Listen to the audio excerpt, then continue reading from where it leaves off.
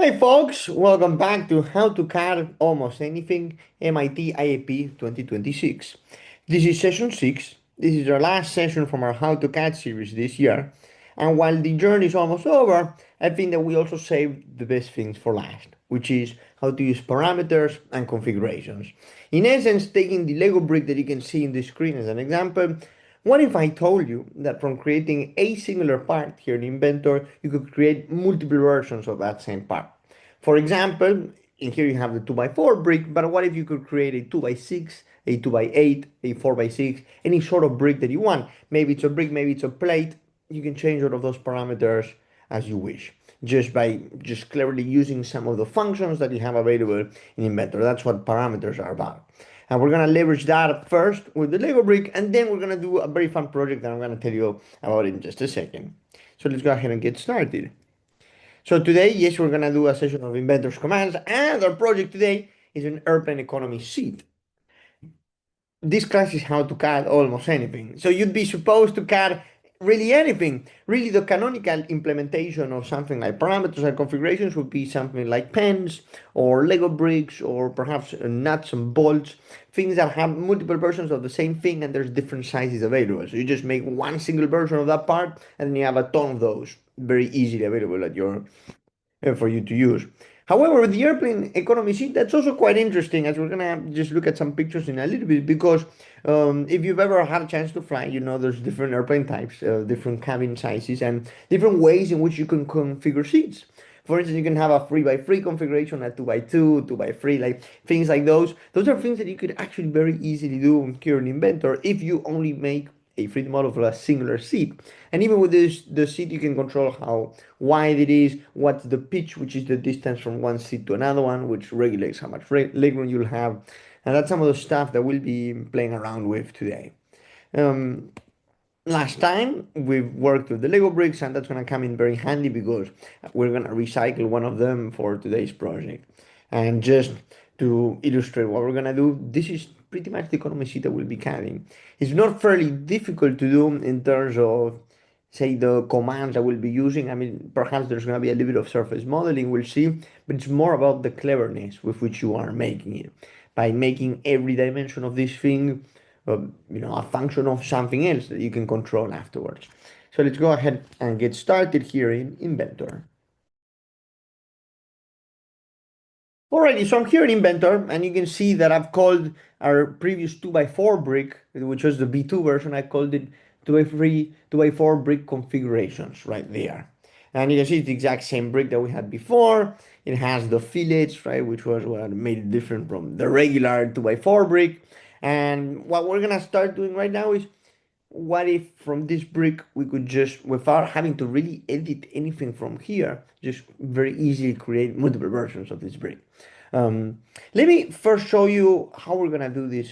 And if you go to this button right there that's called FX, that's parameters, I click in there, and let me show you something interesting, which you may or may have not already encountered, which is this part, which is model parameters. All of these guys, all the way from D0 to D31, incredibly, that's all of the stuff that defines this Lego brick right here.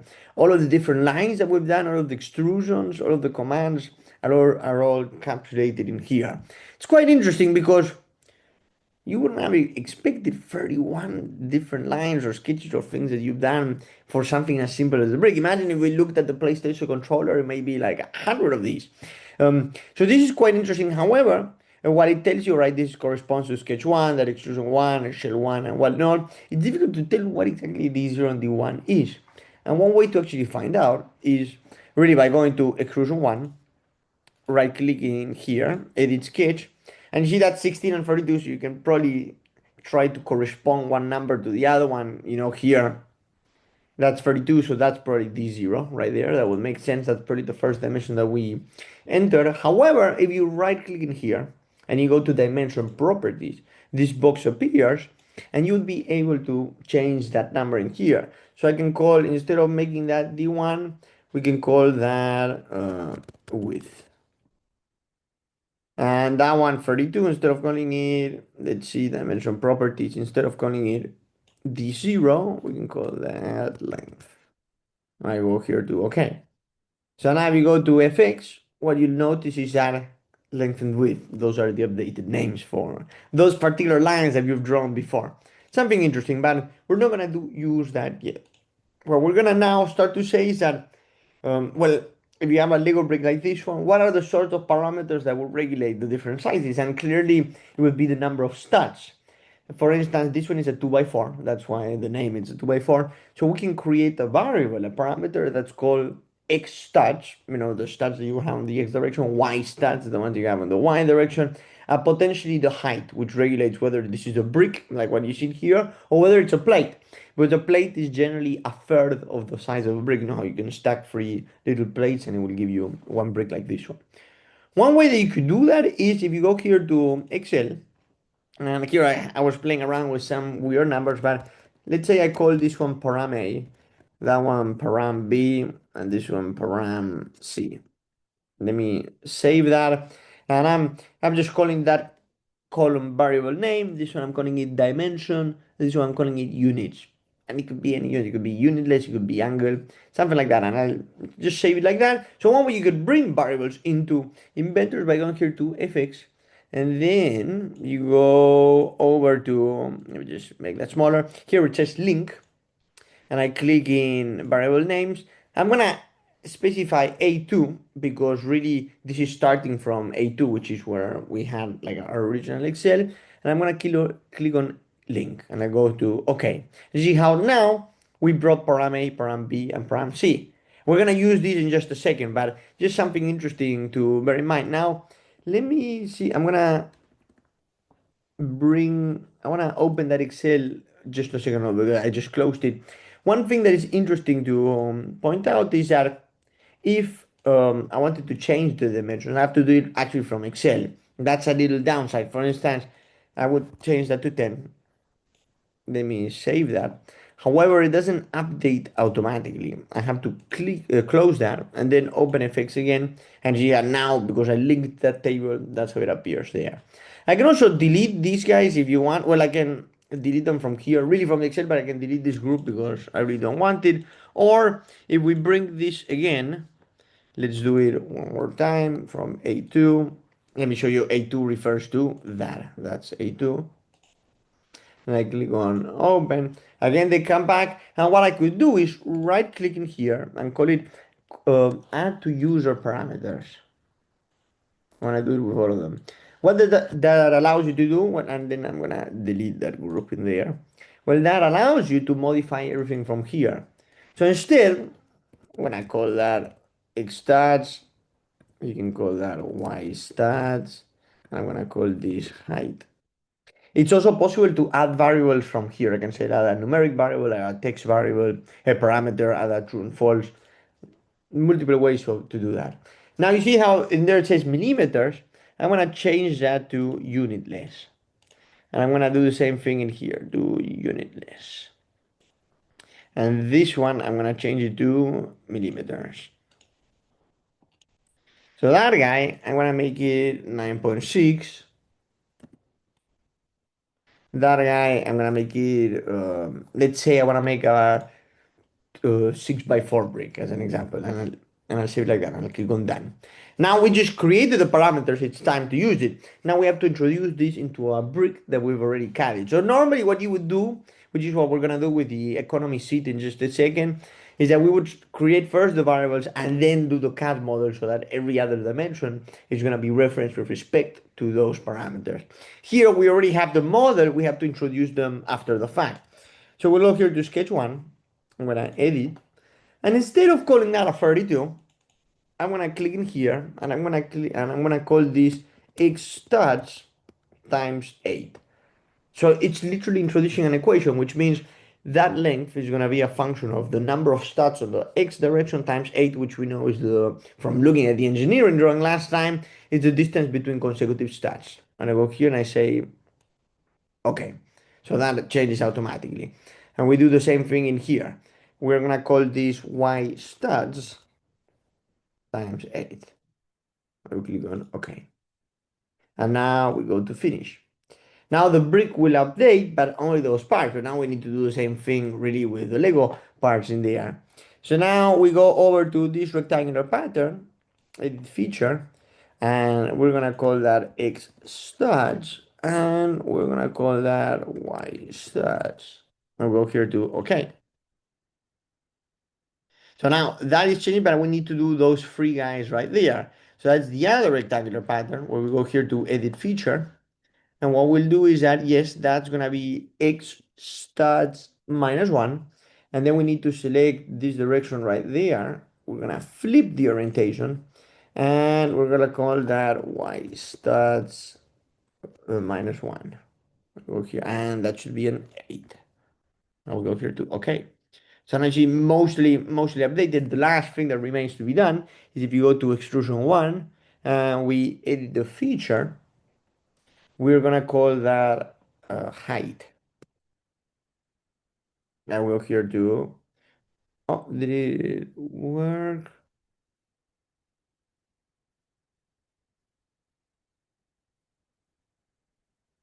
Let me see, what's the name of the var? Oh, oh my goodness. Height.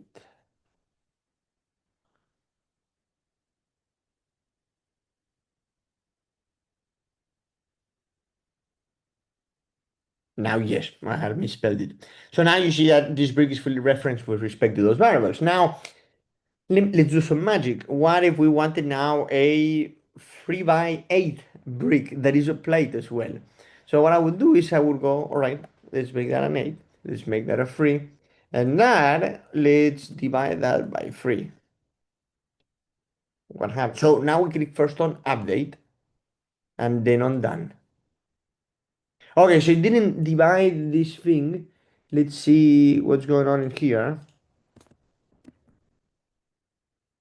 Let me now go to update. There we go. So now we changed the property to the plate right there. So it's quite neat. One thing that it's kind of might simplify things a little bit is if we go here to height, and I'm gonna right click and I'm gonna make this a multi-value one. So I'm gonna add in here 9 point, so let me add that one first, and then down here I'll go to 9.6 millimeters. I'll call that add, and I'll go to OK. So now we can select from one or the other one. So it's either that version where, oh, I didn't click on update. That's what's happening. Let's go here to update. And there you have like the brick configuration. In fact, you can, let's make this a 10 by 2. Wait, there we go. Or you can go for the plate. And it automatically changes. And we'll go here to that. So that's pretty much in a nutshell how these configurations work. It's relatively simple, pretty quick, and we've only done a singular brick, and now we have so many different versions of this thing that you could play around with just from a singular part, just simplifying a lot of time. Instead of having to go save as and modifying the dimensions and changing stuff from there, no, that's not needed. You can just do it this way. So what we're gonna do right now is go into the airplane economy sheet. Alrighty, so now we're here back in Inventor and we're gonna create a part, but as usual, before we create parts, it's always good to go all the way to Chrome and look at some pictures of what is it exactly that we'll be doing. So let's go right here, and just to learn some of the terminologies of the different parameters that we'll be working with, it's good to look at these things. And some of the ones that I've selected is, for instance, this picture right here, which shows you what's the meaning of the seat pitch. This one we won't use until the very end, really, but it's really saying what's the distance between one seat and another seat. And in this case, well, it's called seat pitch, and that tends to be about like 34 inches or so. Um, you can see it in there, in that little table over there. Then, so that's one parameter. Another parameter is the seat width, which is telling you, right, like if some person is sitting in there, like how comfortable it's gonna be because of how wide it is, and that tends to be also in like the range of 20 inches too. And then another one that you can see is this one right here, which is the cabin configuration, whether this is a 3x3, a 3.3 or 3.4, or like that one is a 2.4 and a 380. No, typically it's a 3.3, but let's have complete freedom of this. What if it was 2, 3, 4, 5, whichever number of seats that You would imagine if you could change that very easily just by designing a singular sheet. So that's what we'll be playing around with so that we can simplify a little bit this process.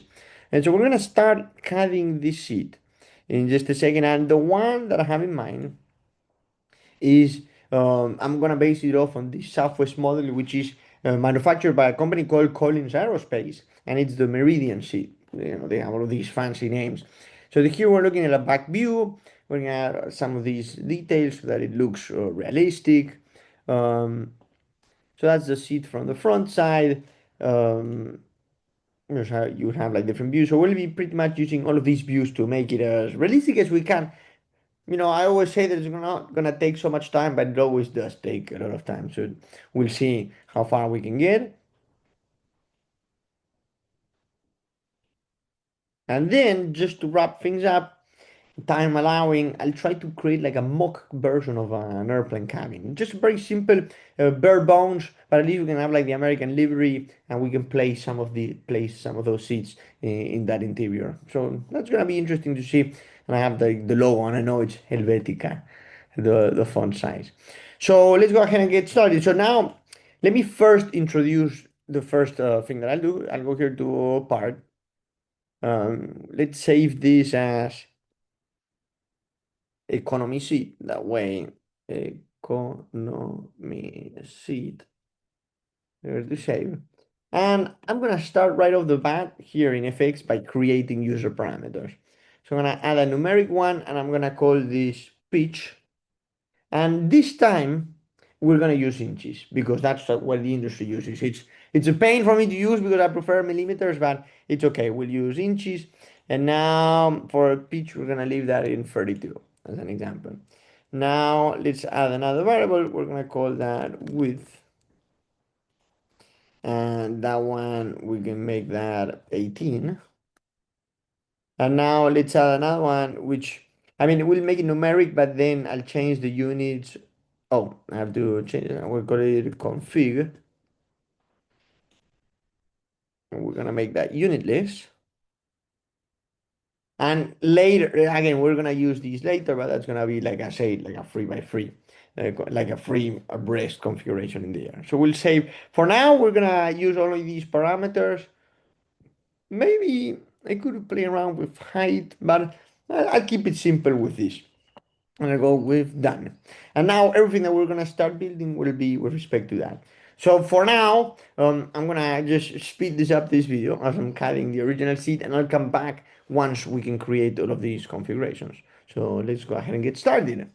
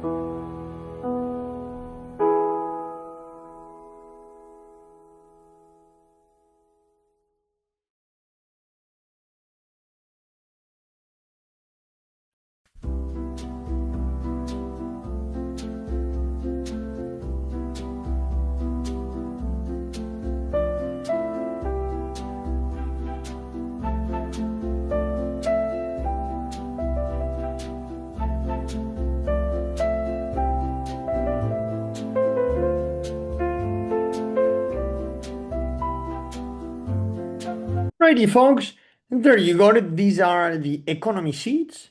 I think they're looking pretty nice, mostly realistic, right? At least depicting what these are supposed to look like. It may not exactly be a replica of this model, but at least it's recognizable that this is an airplane economy seat. What I think it's neat is that you can now use the configurations. In fact, let me just save this for a second.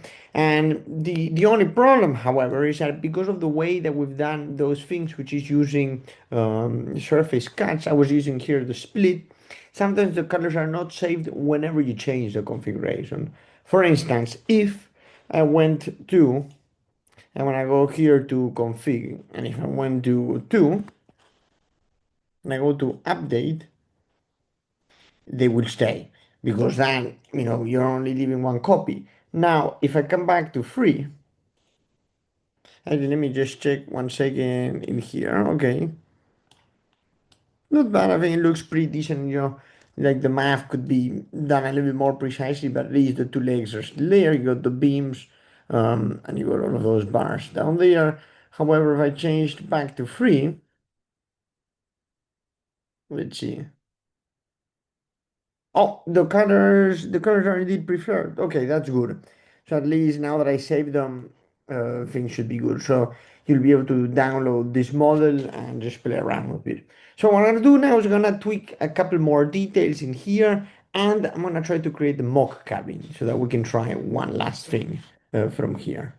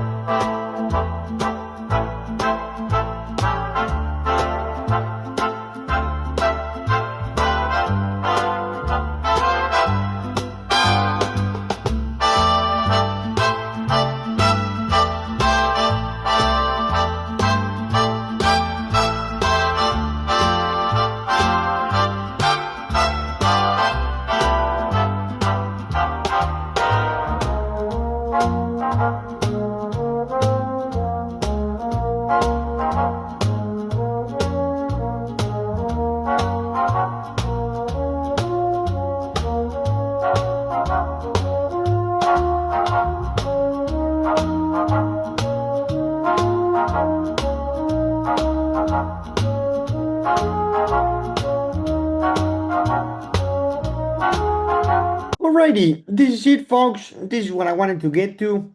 A mock cabin here with a classic American livery with all of our seats. This is pretty cool because at least we can now play around with the pitch and see how does the leg room change. I think we're being pretty generous with the pitch so far. But yes, these are all the seats placed in here. The one thing that was a little bit difficult to figure out was with the American, really, if you go to the picture, you see there's like a little bit of a white inscription around it. That's very difficult to do here in Inventor, so we'll leave it simplified like this with an all red livery. But there you go. Like now you can download this model, you can play around with it, and then you can even play around with the beams and just like put some more cabin decoration as you go. But well, thank you very much for watching. This is the end of session 6. Now we're gonna start doing the in-person videos in a little bit. But thank you very much, and I hope to see you again very soon. Bye bye.